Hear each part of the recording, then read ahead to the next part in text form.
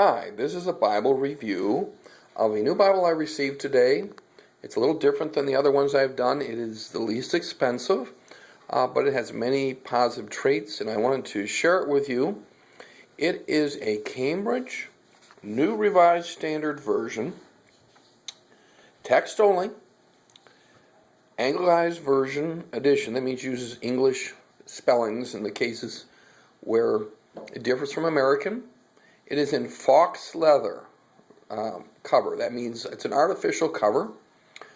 And I was able to get it at a very good price. And I've been looking for a new revised standard version to add to my collection. And Cambridge is a name that denoted quality.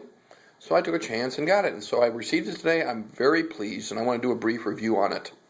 First of all, it is, as I said, a fox leather cover, which is an artificial material. It is apparently stitched in a two-tone, and it has an edge stitching as well. If we can get this, yeah, here we go. Along with the symbol of the New Revised Standard Version. Here is the back cover. And again, the inside of the back cover. The material used on the lining is very similar to the Clarion I have, which is calfskin. So really what is different is it has the artificial material for the outer cover. Starts out very simply, Holy Bible. Again, Holy Bible, New Revised Standard Version, Cambridge University Press. And here's the important page for many of us. It shows the important information. First published in 2007. And this Bible was printed in Belgium by, and let me get this right, Splichau, something to that effect. It is an 8.25. It is a new font set up by Blue Heron, which they specialize in modern fonts. Here's the table of contents. We have a list of abbreviations, books of the Bible in alphabetical order, a brief NRSV to the reader, a preface to the Anglicized edition, and then the books of the Bible with their pages. Here we have abbreviations and books in alphabetical order. There's not a lot of help in this Bible. Here is the to the reader, the standard NRSV, and the Anglicized version of to the reader. Contents. Here is Genesis 1:1. A good place to look. I want to have a good look at it. Mark Bertrand, I believe, did a review of this Bible that a few years ago included the Apocrypha. This is without Apocrypha. And the positives he had to say about it, he liked the text layout, he liked the space, the breathing room. The negative was, at that time, it was printed and bound in Belarus, which was functionally a third world country. And it was very poor quality in terms of the actual product.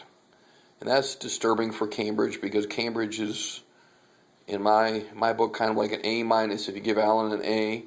And some Cambridges are just as good as some Allens, so it's a very comparable brand. Here we have the double column throughout the Bible, even in the Psalms.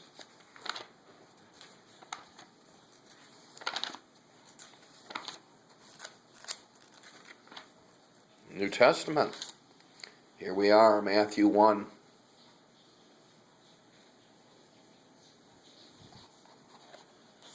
To the back of the Bible. Folks, there are no maps.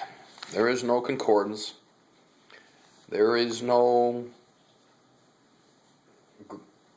other helps that we would expect in other Bibles. There's no cross-references. There's no notes. There's no introductions. This is a text Bible. Matter of fact, I understand that the large pulpit Bible by Cambridge is set up on the same layout as this Bible, and I hear wonderful things about it for Bible that's many hundreds of dollars and humongous. It has the best paper I've heard in a review. So let me talk about this paper. This is opaque paper. Very pleased. Bleed through, not that bad. You're never going to have bleed through less paper unless you went with an amazingly thick paper and high expensive. But this is not third world paper, folks. This is nice paper. Even though this is a imitation material cover, the internals of this Bible are just the same as their leather version of it. I'm absolutely certain. And it has a whitish tint. It's not a yellow, but a very nice paper. Has a very nice feel. I'm very pleased. If I was looking for a rebind, and I don't know if I would do it in this smaller print, because I prefer to have my bigger Bibles in 10 plus point print if I'm going to spend on a rebind. But if I was going to do a rebind, this Bible is worthy of it.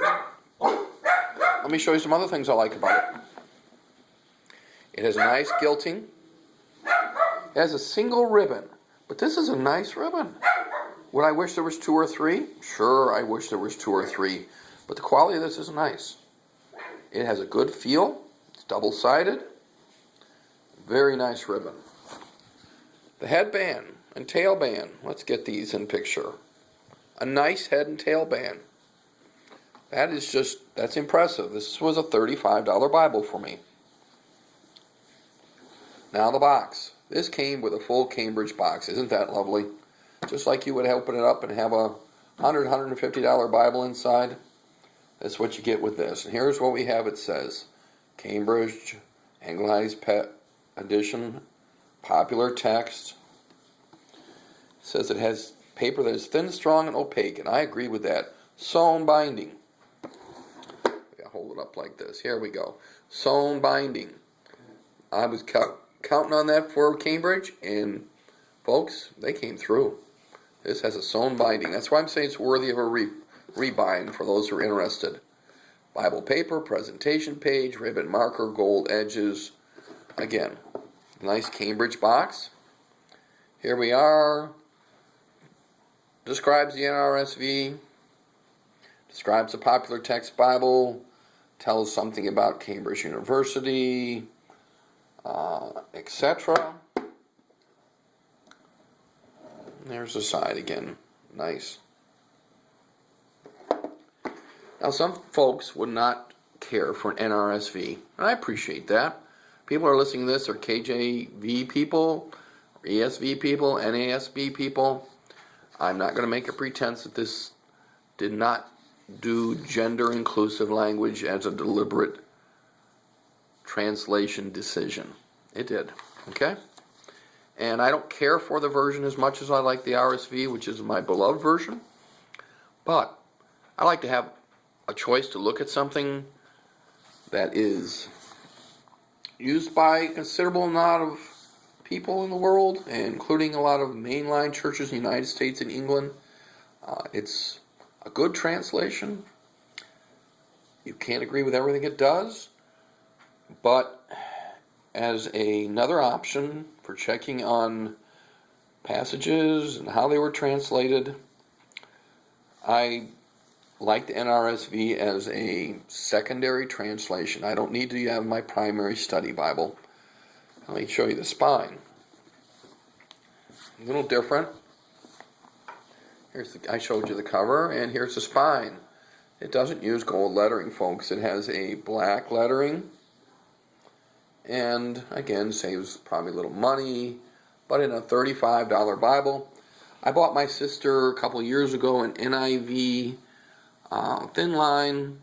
It was a 2011 NIV, and it was priced about the same as this. Had a 10.5 text, which is nice. It did not have a sewn binding and had a comparable cover. So I would say this is a better Bible. Just for the state of it has a sewn binding and it is a Cambridge, and the paper quality is very good. You take that all together, and you could send this for a rebind to a lot of folks for $100 more if you wanted to put more into it. And you would have just an absolutely lovely Bible.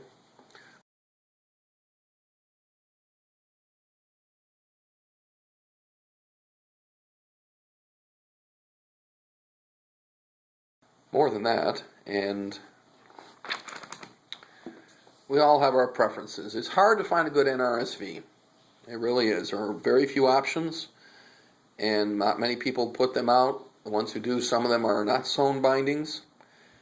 Cambridge is, but it's a very limited options. So this is my Bible review of a Cambridge Popular Text NRSV Bible, and I hope it's of some value to you, and I hope it gives you maybe an idea. You've been thinking of buying a gift Bible for someone else or for yourself. I believe this also comes in French Morocco, which is not a leather I prefer from Cambridge, so I went with this direction. Thank you very much, and have a fine day.